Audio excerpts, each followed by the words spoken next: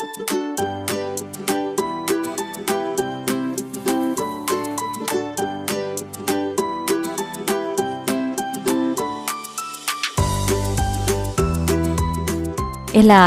Welcome back to Chinnoos ചെറിപിക്സ്.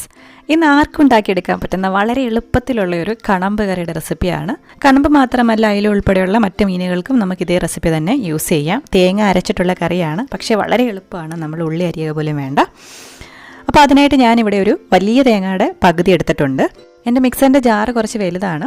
ഇനി ഇതിലേക്കൊരു 7-8 കൊച്ചുള്ളി ചേർത്ത് കൊടുക്കാം. ഒരു ചെറിയ കഷ്ണം ഇഞ്ചി ചേർത്ത് കൊടുക്കാം. ഇഞ്ചി ഇട്ടില്ലേലും കുഴപ്പമില്ല, പക്ഷേ ഒരുപാടാകരുത്, ചെറിയൊരു കഷ്ണം മാത്രം മതി. ഇനി ഇതിലേക്ക് നമുക്ക് മുളക് പൊടി ചേർത്ത് കൊടുക്കാം. ഞാൻ 2.25 ടീസ്പൂൺ മുളക് പൊടിയാണ് ചേർത്ത് കൊടുക്കുന്നത്.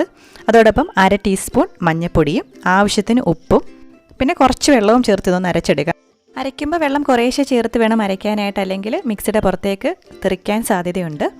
ഇനി നമുക്കൊരു ചട്ടി എടുക്കാം. മൺചട്ടിയിൽ മീൻ കറി വെക്കുമ്പോഴാണ് എപ്പോഴും ടേസ്റ്റ്. ചട്ടിയിലേക്ക് നമുക്ക് അരച്ചു വെച്ചിരിക്കുന്ന തേങ്ങ ചേർത്ത് കൊടുക്കാം. മിക്സി കഴുകിയ വെള്ളം കൂടി ചേർത്ത് കൊടുക്കാം. ഇനി ഇതിലേക്ക് നമുക്ക് ഒരു വലിയ തക്കാളിയും 4 പച്ചമുളകും കറിവേപ്പിലയും ചേർത്ത് കൊടുക്കണം. തേങ്ങ അരച്ച കറികൾക്ക് എപ്പോഴും നല്ല മണവും എരിയുള്ള പച്ചമുളക് വേണം ഉപയോഗിക്കാനായിട്ട്, എന്നാലേ ആ ഒരു ടേസ്റ്റ് കിട്ടത്തുള്ളൂ. ഇനി ഇതിലേക്ക് വെള്ളത്തിൽ കുതിരാനായിട്ട് ഇട്ട് വെച്ചിരുന്ന കുടംപുളി ചേർത്ത് കൊടുക്കാം. അപ്പോൾ കറി ഉണ്ടാക്കാൻ തുടങ്ങുമ്പോൾ ഏറ്റവും ആദ്യമായിട്ട് കുടംപുളി കഴുകി വെള്ളത്തിൽ കുതിരാനായിട്ട് ഇട്ട് വെക്കണം. നല്ലപോലെ നമ്മളിത് മിക്സ് ചെയ്തെടുത്തിട്ടുണ്ട്. ഇനി ഇത് നമുക്ക് അടുപ്പത്തോട്ട് മാറ്റാം. ഇനി കുറച്ച് കാര്യങ്ങളെ ബാക്കിയുള്ളൂ. ഉപ്പ് നോക്കിയിട്ട് ആവശ്യത്തിന് ഉപ്പും കൂടി ചേർത്ത് കൊടുക്കുക. തിളയ്ക്കാനായിട്ട് നമുക്ക് വെയിറ്റ് ചെയ്യാം. തിളച്ച് തുടങ്ങുമ്പോഴത്തേക്കും ഇതിലേക്ക് മീൻ ചേർത്ത് കൊടുക്കണം. 1/2 കിലോ കണമ്പാണ് ഞാൻ എടുത്തിരിക്കുന്നത്. ചെറിയ കണമ്പായതുകൊണ്ട് മുറിക്കാൻ വരേണ്ടതൊന്നും ആവശ്യമില്ല. അതുപോലെ തന്നെ വളരെ സോഫ്റ്റ് ആയിട്ടുള്ള മാംസം ആയതുകൊണ്ട് പെട്ടെന്ന് പൊടിഞ്ഞു പോകും, ഒരുപാടങ്ങ് മുറിക്കുകയൊക്കെ ചെയ്യുകയാണെന്നുണ്ടെങ്കിൽ.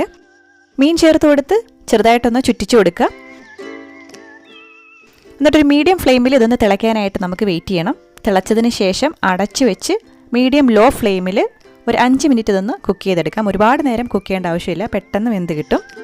ഒരു 5 മിനിറ്റ് ആയിട്ടുണ്ട്. ഇനി ഇത് നല്ലപോലെ വറ്റി വരുന്നിട വരെ നമുക്കൊന്ന് വെയിറ്റ് ചെയ്യാം. മീഡിയം ലോ ഫ്ലെയിമിൽ വെച്ച് വേണം നമ്മളിത് വറ്റിച്ചെടുക്കാനായിട്ട്. നമുക്കിതൊന്ന് ചുറ്റിച്ചു കൊടുക്കാം. സ്പൂണിട്ട് ഇളക്കുവാണെന്നുണ്ടെങ്കിൽ ഈ മീൻ പൊടിയാൻ സാധ്യതയുണ്ട്.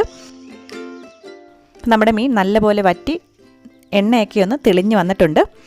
ഇനി നമുക്കിതിലേക്ക് താളിച്ച് ചേർത്ത് കൊടുക്കണം. അപ്പോൾ അതിന് മുന്നേ ആയിട്ട് നമ്മുടെ ചാനൽ ആദ്യമായിട്ടാണ് കാണുന്നതെന്നുണ്ടെങ്കിൽ ഒന്ന് സബ്സ്ക്രൈബ് ചെയ്യുക. ആ സൈഡിൽ കാണുന്ന ബെല്ലൈക്കൺ കൂടി ക്ലിക്ക് ചെയ്യുകയാണെന്നുണ്ടെങ്കിൽ പുതിയ വീഡിയോസ് ഇടുമ്പോൾ നോട്ടിഫിക്കേഷൻസ് ആയിട്ട് കിട്ടിക്കോളും.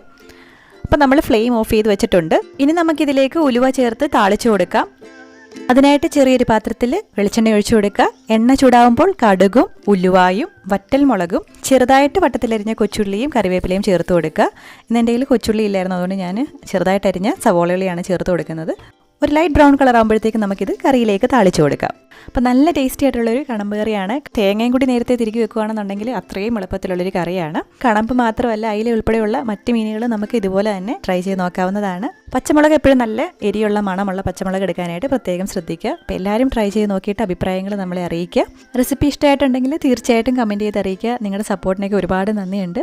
പുതിയ റെസിപ്പിയുമായിട്ട് വീണ്ടും കാണാം. അതുവരേക്കും ബൈ.